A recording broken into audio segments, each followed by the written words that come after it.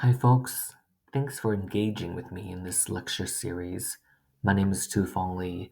I am both a doctoral scholar and a practicing Hmong shaman. Today, we are going to explore one of the most complex, misunderstood, and controversial phenomena in theology, anthropology, and clinical practice. We're talking about demonic possession.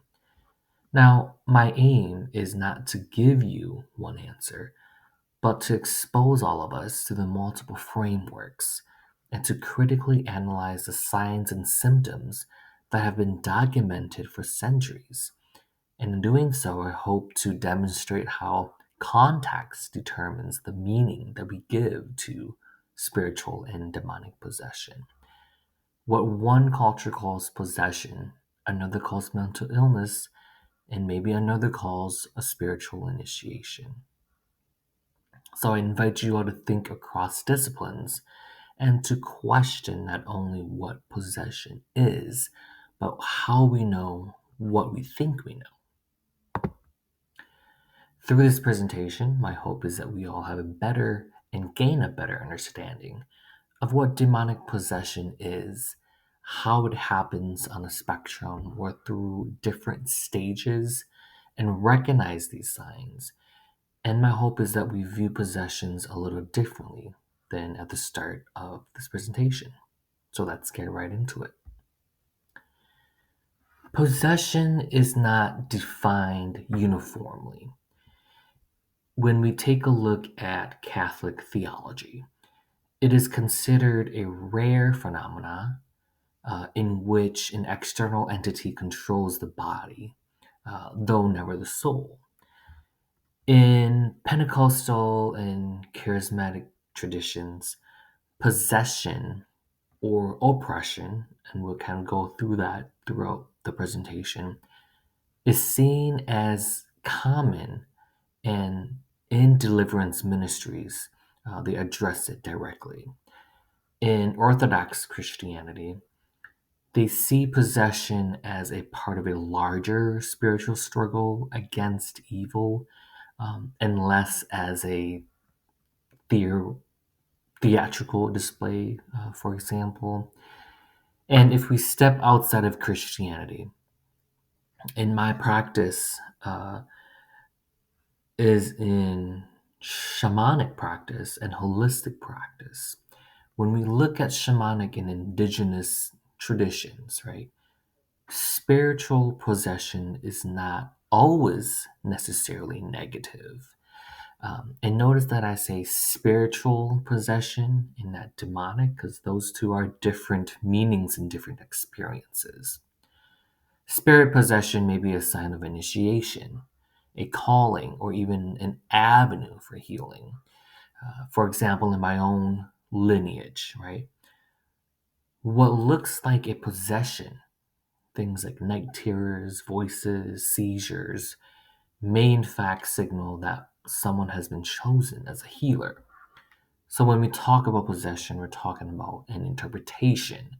It is the framework or the experience of the culture, or the medical lens, or the religious belief, right, that defines whether the event is evil, whether it's pathological, or whether it's sacred. In Catholic exorcism literature and parapsychological studies, demonic activity is typically divided into 5 stages, and we're going to go through these 5 stages in more greater detail, right? But these stages are infestation, oppression, obsession, possession, and lastly, subjugation. And these stages are not always linear, meaning that they don't happen not necessarily always in order. In some cases, they can skip directly from subtle signs to full on manifestation. And this progression allows us to see how involvement deepens, right? From infestation, which is the disturbance of the environment, to psychological harassment, to full on subjugation, which is when someone willingly and voluntarily offers himself over to the possession or to the demon. Um, and so we explore the stages in greater detail. So the first stage is infestation. Infestation refers to the disturbances that happen in an environment rather than in a person. So this is what most people call a haunting. You may hear unexplained knocks or footsteps or whispers or experiences of sudden foul smells in a house or in an environment that you're in. Right? You may feel the room change in temperature. Objects may move or disappear. Animals, particularly dogs, may grow agitated without cause and start barking at a dark hallway, right? These are what we call an infestation. The environment is infested with a spirit or demonic entity. Now, we're going to go through this case study in later slides as well, but I want to talk about and bring up the Roland Doe case, which was the original uh, true crime, true case story that inspired the movie The Exorcist. And in that case, it begins with infestation. So things like scratching on the wall, objects sliding across the room, things like that is what we observe in the Roland Doe case. Now, in many shamanic traditions, um, these kinds of activities can also signify demonic and ghostly hauntings, but they can also um, signify angered spirits or angry ancestors as well. Because shamanism and other indigenous practices believe in spiritual energy, the environments can hold specific energy there, right? So the example I like to use is violent deaths, for example. Violent deaths often hold intense anger or intense energy. Attachment and love are also strong and intense energies that tend to linger even after someone dies. The second stage of demonic possession is oppression. Oppression occurs when disturbances shift from the environment to the person. And this could happen subtly or this could happen intensely, right? People may experience constant fatigue. There's a sudden illness that the person may experience, or a series of misfortunate events, such as financial, relationships, emotional, that just seem inexplicable, right? They may suffer from sleep paralysis. And sleep paralysis is one of those first kind of experiences and very common experiences of a demonic oppression. But it is also a very common experience in spiritual or shamanic practices as well. Things like constant nightmares, night terrors, or a sense of being watched are often what is described in this stage. Now, in biblical literature, we see echoes of this in the story of Job, who was afflicted in his body, family, and experienced possessions, right? When we look at shamanic practice, oppression mirrors sleep paralysis. It mirrors hearing voices, making animal sounds, typically the sound of tigers and dogs. The person may see things that aren't there, hear things that no one is saying, or hear things that other people don't hear.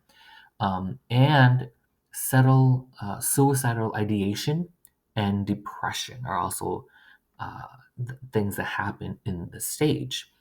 Um, it can also mirror shamanic sickness as well. And this is a prolonged season of sickness and torment that marks a person as called to the healing path. Now, from a psychological standpoint, oppression overlaps with chronic stress and trauma responses, but in lived experience, it is perceived as a direct assault from a force outside of the self. In stage three of possession, we call obsession. So, in the stage of obsession, the affliction turns inward to the mind, right? So, notice that we start out with infestation, which is the environment. The second stage is the body. The third stage is the mind, which is obsession. So, the individual becomes plagued by intrusive, blasphemous, or suicidal thoughts that they can't control. They may hear voices that command them to harm themselves or their loved ones. They may fixate or become obsessed um, with violence or perversive imagery, right? Um, Saint Teresa of Avila described obsession as periods of harassment where demonic voices tormented her, um, obstructing her prayer, right? That is an example of obsession. In shamanic traditions, obsession can resemble suicidal ideation, thoughts of harming loved ones, fixation, and craving raw meat or blood.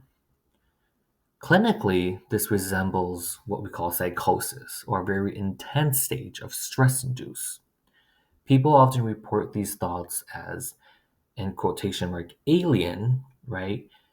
They report these thoughts as alien intrusions, where their thoughts are not their own, right? That external quality is what makes obsession distinctive. Then we move into stage four, which is the possession stage. This is the stage most familiar to the public and what we see in movies. In possession, the demon takes control of the body and the mind, using it as an instrument. The individual loses autonomy or they lose control of their own body and becomes a mouthpiece for the invading entity. It can happen randomly, but what's observed is that the person goes in and out of the possession.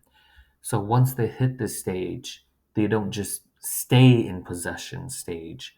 Um, they have periods where they may seem like they're back to their old self, and there are other times where they're completely different and maybe in the possessive state. Some signs include speaking in tongues, right? Speaking in a language that the person may have never spoken before. There are documented cases of people reciting Latin prayers or ancient dialects fluently. For cases of Hmong people in the Hmong culture, the possession stage includes a Hmong person talking and obsessing and fixating over death and saying things like they're going to the afterlife or they come from the afterlife or saying things that of what they've seen in the afterlife or what they've seen in hell, right?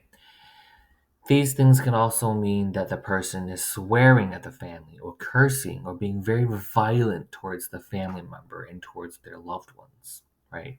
That's when they switch their personality, they switch their behavior to the possessive state. Another hallmark is occult knowledge. So, this is the ability to reveal hidden sins, describe events in distant places, or expose secrets they could not have otherwise known. For Hmong, this also means having knowledge about the spiritual realms and reciting names of the afterlife and the deities uh, in those realms and in the afterlife. The possessed often display superhuman strength, ability to break free of multiple restraints. Perhaps most striking is their violent aversion to the sacred. So things like holy water, crucifixes, the Quran, for example, Buddhist chants, Buddhist beads, the rosary, shaman tools. These are what we call holy tools, right? They're pure tools, and they provoke violence from those who are possessed. And finally, personality changes. The gentle become cruel, the timid become mocking, the faithful become blasphemous. It's a very sad thing to see for someone to be going through a possession because it changes who they are. They're no longer the person that their loved ones remember them to be. And it's not just mere mood swings, right?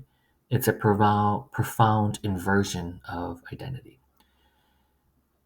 From a shamanic perspective, also, we might say another consciousness has entered the vessel, that that person is being used by the entity, which is common for many shaman practitioners, but it needs to be and happens in a controlled environment. Stage 5 is called subjugation. The subjugation stage is the most rarest but most serious stage as well. Here, the afflicted person willingly enters into a pact with the demonic. And this is the goal of demonic possession, right? Uh, is for the afflicted person to willingly give themselves over, give the control over, lose their faith, right? And this could take the form of explicit rituals, sometimes blood oaths. People form covenants, right? It becomes sort of a worship, or what people say, selling yourself to the demon. If the demon says to kill people, someone in the subjugation stage would say, how many? Right? So in Catholic theology, this is seen as a conscious rejection of God in favor of demonic alliance. And there's a blurred line with this, and I'll talk about that in the next slide. Another example is the historical witch trials, right? Confessions of demonic pacts were often coarse, so they were forced to say that they were witches. But there are some accounts of individuals who voluntarily sought power through subjugation, who dabbled in black magic, right? The shamanic and indigenous spiritual practices, again, this could look like the possessed person is giving up completely or have lost hope. And it's a sort of surrender to the demon and surrender to the entity, giving their soul over and being okay with it being taken over. In Hmong folklore, right, there's a story of a necromancer by the name of Ju Sha. And he was a necromancer, a black magic master, performed black magic. And ultimately, he lost his life to his own magic. And he's a case of what we call subjugation. He became a subject to his magic. Now, subjugation can get complex, right? The in this, subjugation phase, the demon exerts its influence, but the host still retains some sort of awareness. And I'm going to use this example of Anneliese Michel.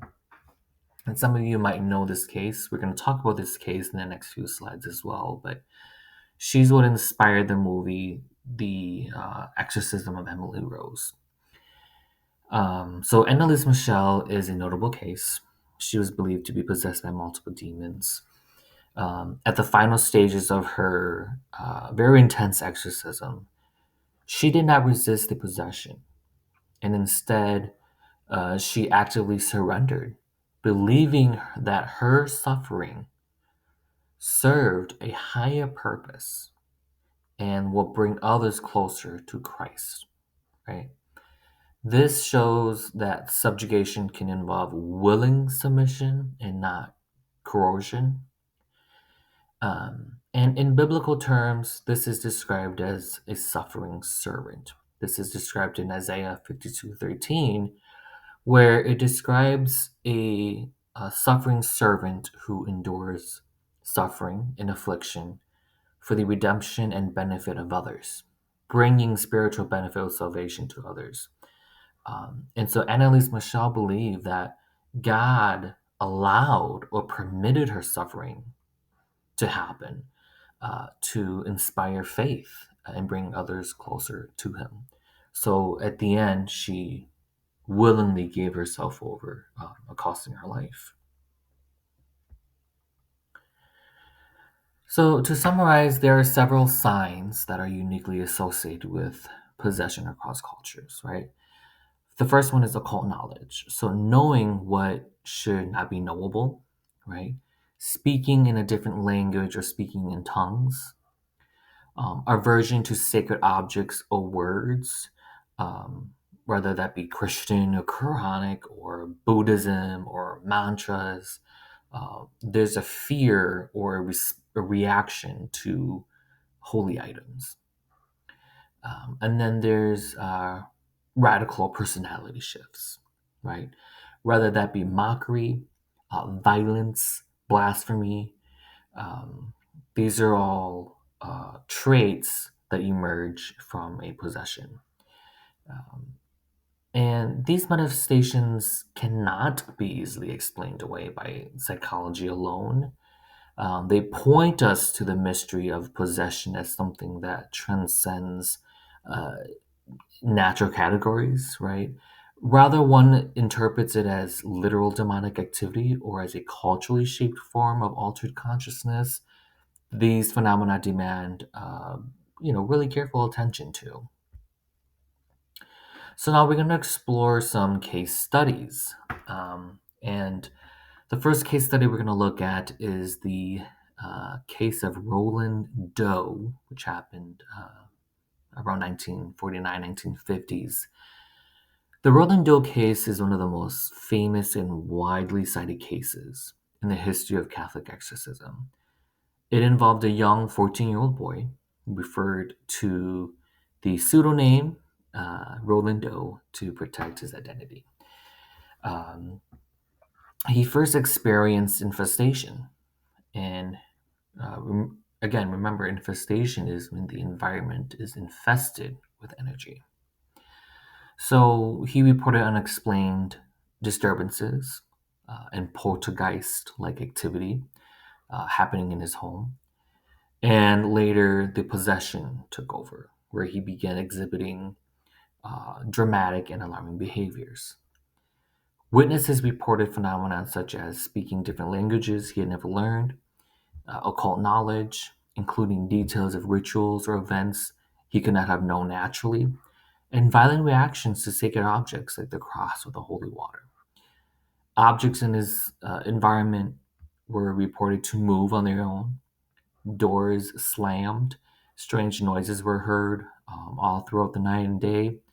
Um, so, from a Catholic perspective, this case is often described as textbook possession, right? It demonstrated classic signs that align with centuries of knowledge of exorcism teaching. Priests involved in the rites believed a demon was actively tormenting and controlling the boy. However, there are many skeptics, of course, that argue that much of what occurred could be explained through psychological disturbance or intense stress and even attention seeking behavior, noting that teenagers under pressure can sometimes manifest physical and verbal symptoms, but not to the degree of the case, right? If we look at it from a shamanic perspective, the phenomena could also be interpreted differently.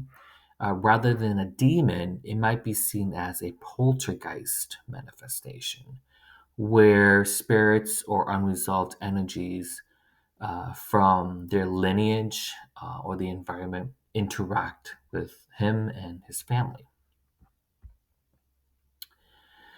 And we get to the case of Anneliese Michel. Again, Anneliese Michel was a young German woman.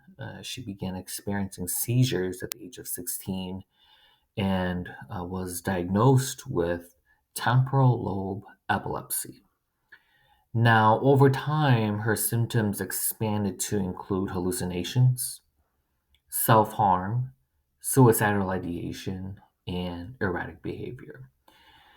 She was and her family were devout Catholic family. And so her family and the local clergy interpreted her condition as a demonic possession. During the exorcism, in which there were 67 total exorcisms in 10 months, she exhibited classic signs of possession. Things like hearing multiple voices, she became violent and agitated, and extreme aversion to sacred objects such as crucifixes and holy water. She also revealed knowledge of private sins and personal details of people around her, consistent with phenomenon of occult knowledge, often rooted in possession cases. Um, and so, unfortunately, her exorcisms were conducted with minimal medical oversight, according to the report. And she was denied adequate nutrition and medication, again, according to the report. And so she ultimately died from malnutrition and dehydration at the age of 23.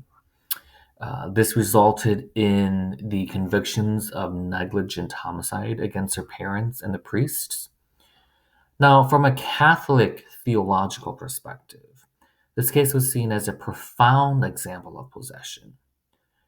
From a medical and psychiatric viewpoint, right, it was epilepsy and psychosis that was exacerbated by social and religious interventions. If we want to look at it from a shamanic interpretation, we might consider this an unresolved initiation or a shamanic sickness that manifested physically and psychologically. Um, but the case of Anneliese Michel inspired the movie The Exorcism of Emily Rose. If you haven't seen that movie, I recommend checking it out. All right, in the case of Michael Taylor, so Michael Taylor was a 35-year-old man from England, um, and Michael had a history of depression, anxiety, and the reports say unusual behavior, right?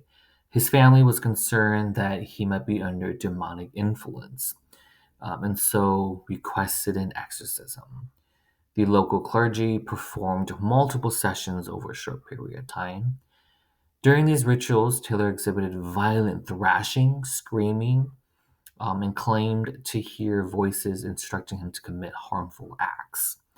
He also underwent sudden personality shifts, according to the reports, alternating between calm and then extreme aggression.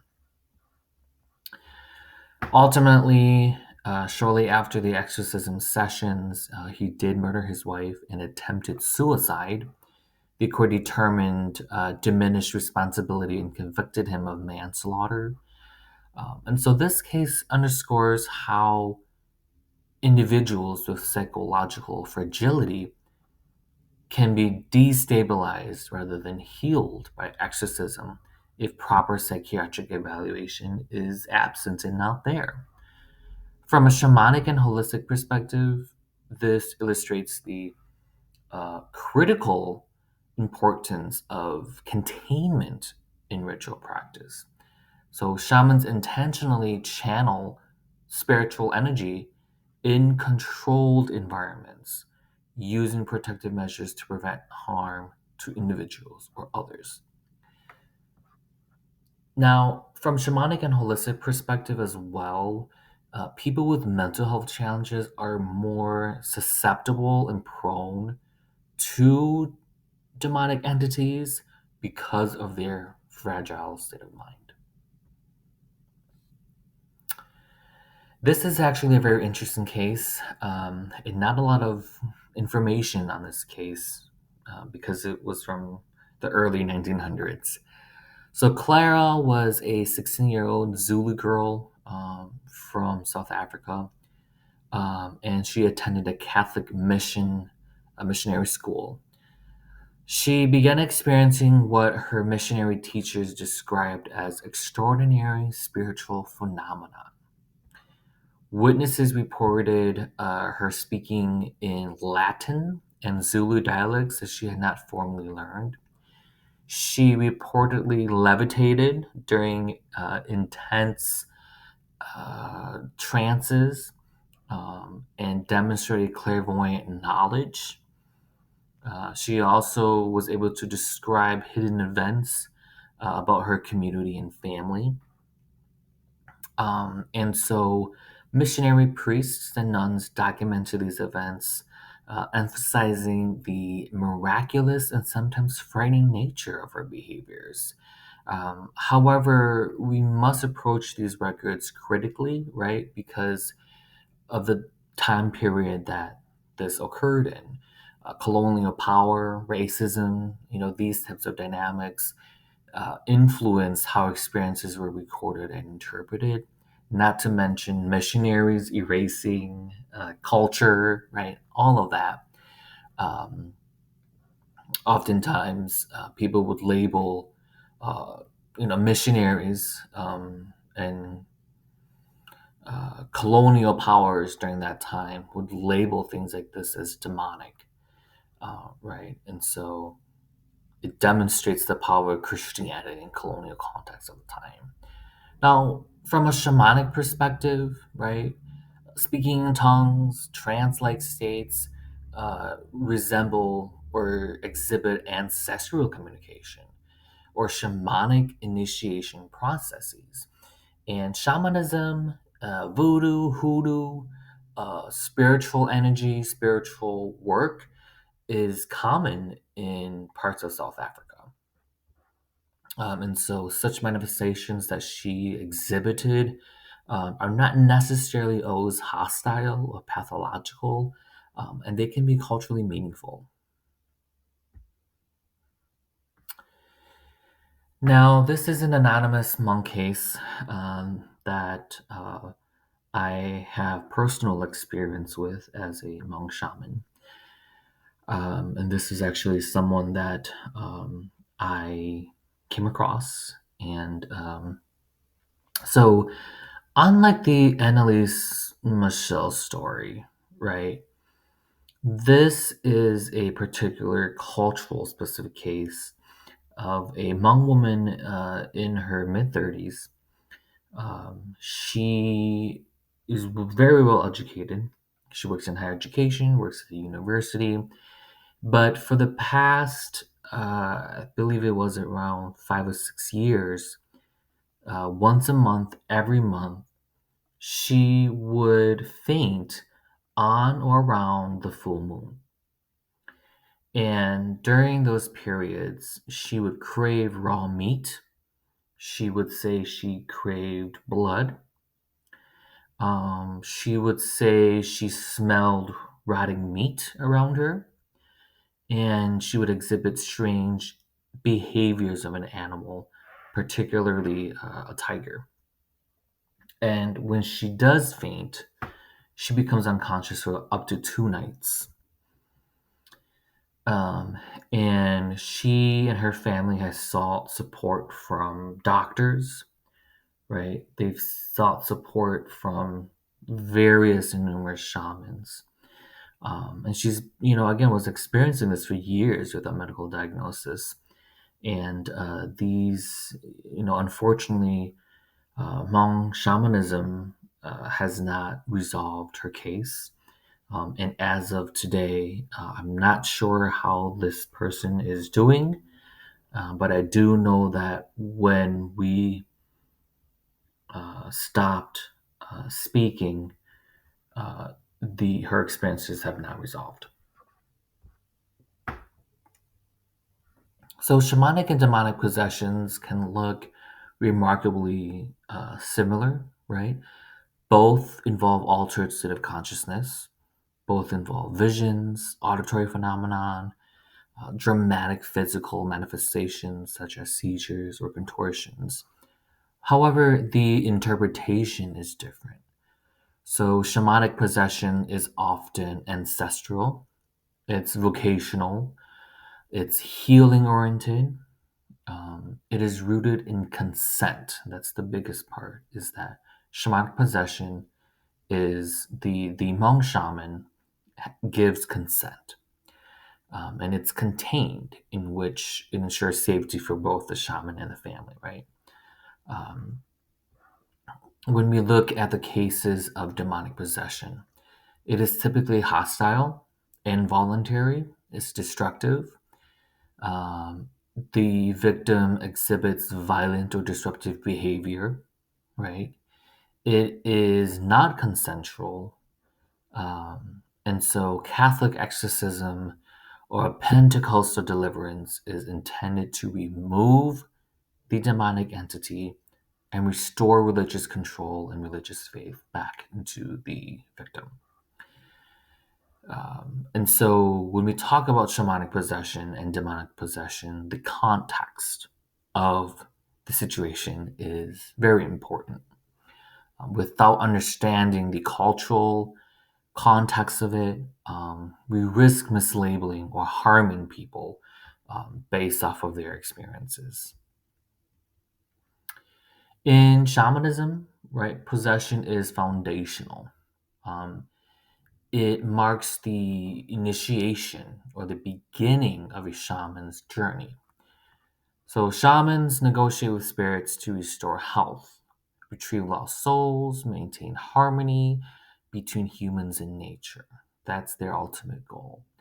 And these practices are ritualized and embedded into worldwide cultures. It's not just unique for Hmong people. Um, in the picture here, we see a Korean shaman undergoing a possession. And so, understanding that there's a difference between shamanic possession and demonic possession is important. From a clinical perspective, many signs of possession overlap with neurological conditions, right? When we talk about seizures, that is something that many Hmong shamans experience as an initiation stage. But from a clinical perspective, seizures may reflect epilepsy, which are involuntary movements. And they could also indicate Tourette's and other neurological disorders. Things like psychosis, schizophrenia, and dissociative identity disorder can mimic many behavior and cognitive symptoms that are associated with both demonic and shamanic possessions.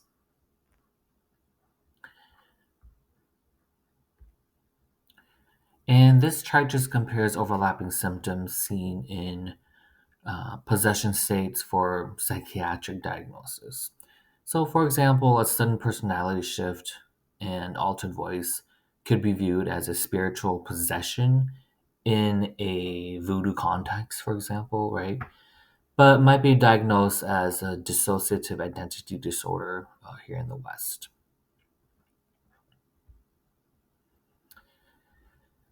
Investigative protocols differ across frameworks, but they do share common principles. In Catholic exorcism, for example, right, and medical and psychiatric evaluations are mandatory, right? Documentation is detailed, and only after intense review does a bishop approve a formal exorcism. For shamanic or holistic practitioners, such as myself, right, we use dream interpretation, divination, and trance journeys to assess the presence of spirits or ancestral influence. Physical, emotional, and spiritual signs are carefully observed, and rituals are designed to contain and channel spiritual energy safely.